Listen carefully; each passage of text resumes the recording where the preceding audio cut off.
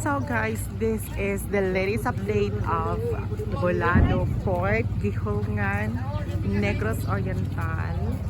So, karon sa akay gihapon kayo from Cebu, from Dumanhog Port. Hi sir.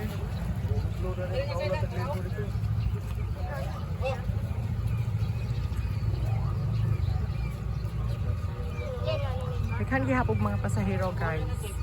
Ang uban from Cebu, then to here Gihongan, Negros Oriental.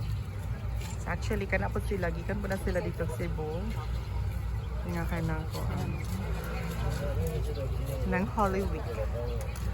So man siyang ginatawag nga sakay gihapon o walay oras-oras. Actually naka-plaster man po mi diri. And say hi to my vlog guys.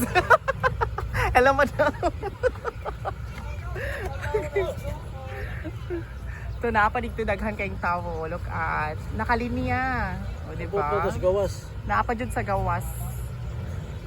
Mas bintaha lang dyan natin mga kaila nga masugo, ginagmay. Kanata diri busing, hippie.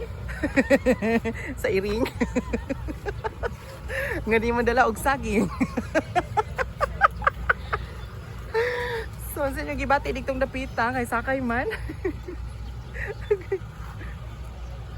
So, dahil sa mga tao dito, in ani kasakay ang Bolado Port, going to Tangiel. So guys, mura na roll ato ang latest updates diri sa ginatawag nga